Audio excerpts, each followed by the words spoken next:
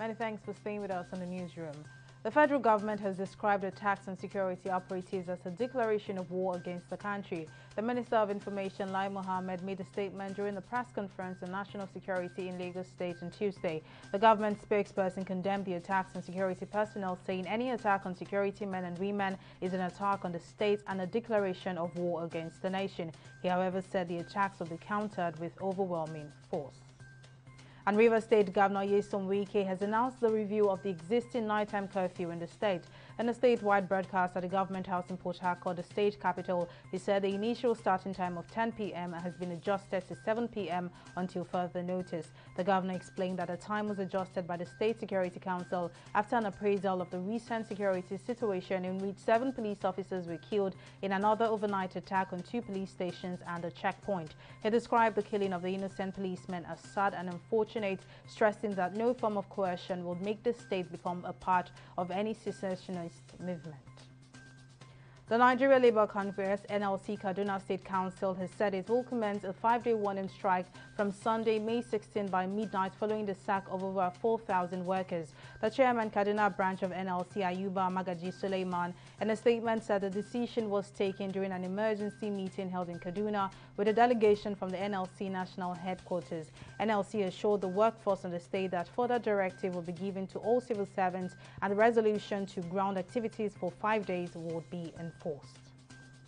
And airline operators have disclosed that the federal government's latest COVID-19 announcement does not affect their operations. One of such airlines, Air Peace Limited, informed its patrons via its Twitter handle that its operations are still intact despite the lockdown restrictions. This comes after the federal government reimposed lockdown measures to curb the spread of the COVID-19 virus.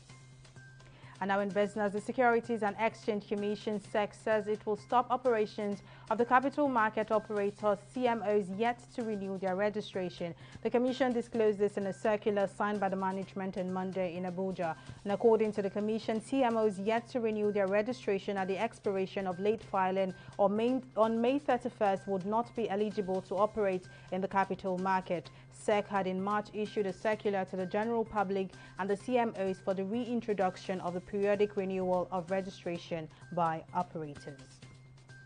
And Kenya has announced that flights between Nairobi and Mogadishu have been suspended just days after Somalia said diplomatic ties with its neighbor had been normalized following months of tension. The Kenya Civil Aviation Authority said commercial flights to and from Somalia would be paused for 3 months without giving a reason.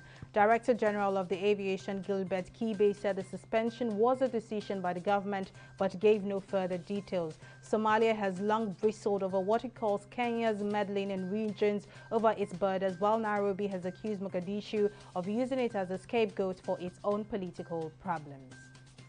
And in sports, Zlatan Ibrahimovic will be out for at least 2 matches with a knee injury just a month before the start of Euro 2020, AC Milan coach Stefano Pioli said on Tuesday. The Swede, who returned to international football in March after a 5-year absence, suffered the injury during Milan's 3-0 victory over top 4 rivals Juventus at the weekend. Ibrahimovic has only scored once since February after missing games through injury and suspension.